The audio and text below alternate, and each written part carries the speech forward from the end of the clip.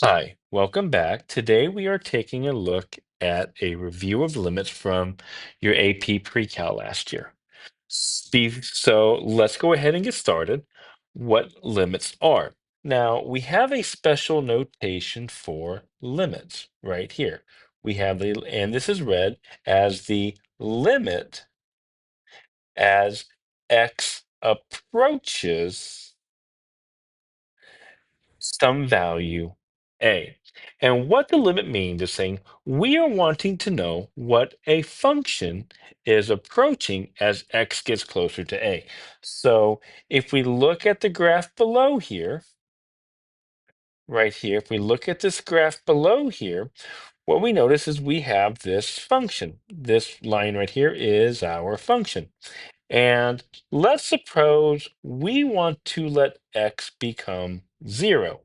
Now, if we were to look at the graph itself, it looks like the value of the function would be 0. So it looks like that if I plug in 0, I should get -1. And that's the value of the function.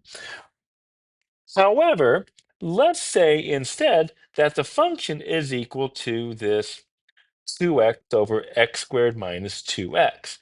Now, if we try to plug in 0, we get 0 over 0, which for us is a no-no.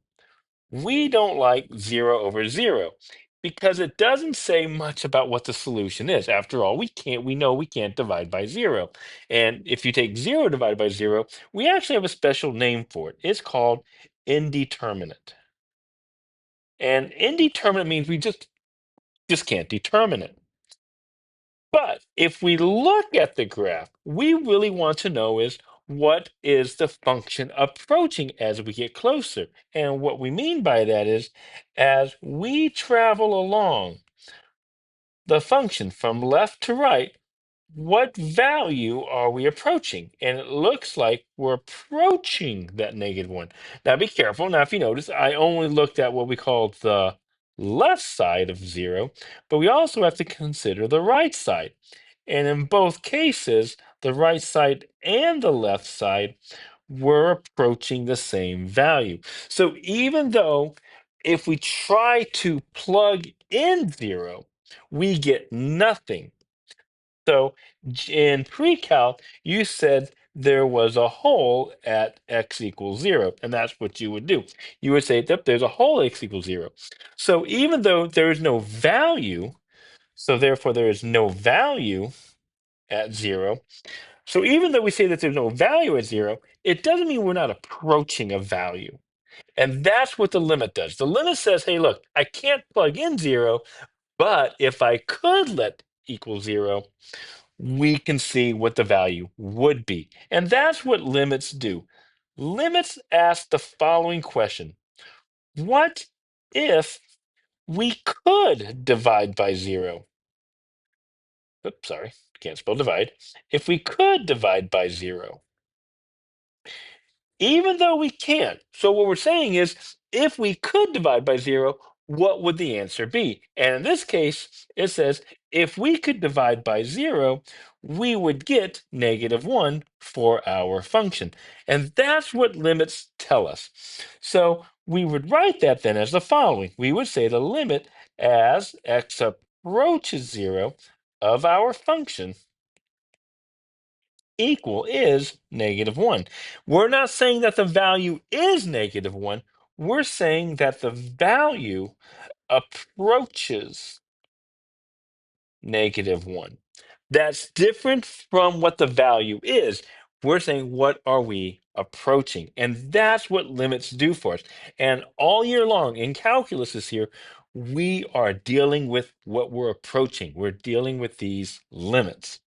Now, I mentioned up here before that we have to look at what's happening on the left and what's happening on the right. Well, those are what we call single-sided limits. And a single-sided limit is just that. We're going to take a look at the left and we're going to look at the right. If we look at this graph right here, notice, um, let's say this is the graph y equals f of x, and we want to look at the value x equals 2. So at x equals 2, if you notice, we have a hole there at x equals 2. So therefore, we say that the value dne, we like to say does not exist. dne does not exist. So repeat after me. dne does not exist. You can always think of my college girlfriend, Dani, because she did not exist. So recall what we just talked about before, just above, that the limit only asks what the values of the function are approaching. Therefore, to find out if we're approaching a limit, if a limit's approaching a value, we're going to look at both sides. So the first thing we're going to do is we're going to look at the left, what we call the left-hand limit. And we call this a left-hand limit. We denote it by putting a little bit of a minus sign on the two. The minus sign indicates we're looking at what's happening as we approach from the left. So let's look at that. On the left side, over here, on the left side, we are approaching this value, this hole, and it looks like it's approaching a y value of 4. So, and that's what we indicate here. Now, let's look at the right side. We denote the right side by putting a plus symbol, and that is denoting that we're approaching from the right. So let's go ahead and look at the right side. We are approaching from the right, and again, we're approaching that hole, and again, it looks like it's approaching 4, which is what we said here. Now, for a limit to exist, the left hand and the right hand must be the same, must be equal for the limit to exist. So that's saying that this function is approaching 4. And that's how we're going to say it. Since both the left and the right are the same, we're going to say that the limit as x approaches to is 4. This is referred to as the actual limit. The left hand and right hand limit are not really the actual limit. That's what we call just a single side. For the actual limit to exist, we say that the left must equal the right. Very simple to do. All right, so let's take a look at an example here.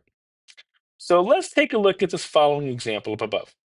We want to use this graph above to answer the following about limits. If the limit does not exist, let's write D and E. Remember what that means? Does not exist.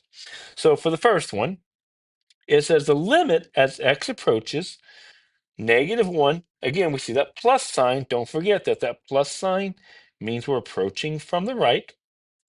So what I'm going to do at -1, I'm approaching to the right. So if I like imagine like a little bit of an imaginary line right there at x equals -1, this is the right side. So I'm going to be here.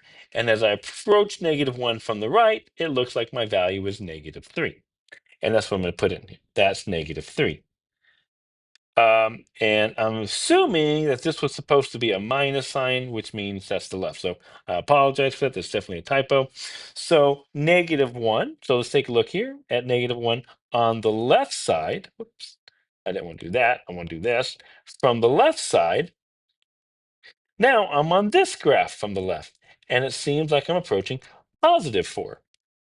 So this looks like a +4.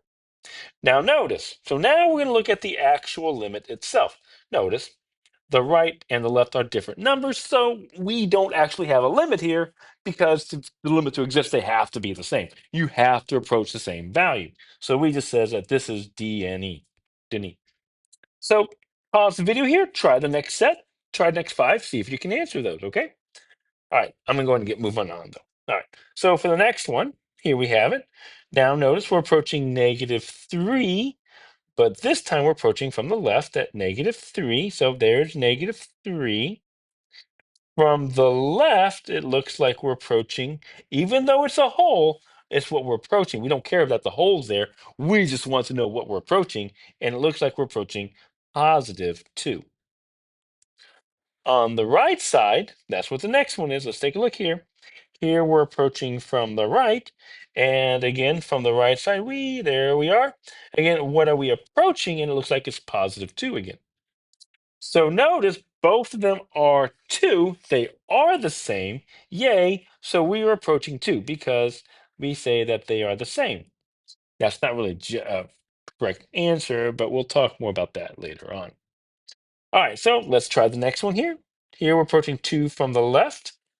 So if I approach 2 from the left, there is 2. And from the left, it looks like we're approaching the x-axis, so it's going to be 0. Now be careful. It does have a value there. We'll talk about that in just a moment. But now we want to approach it from the right. And this is a weird one.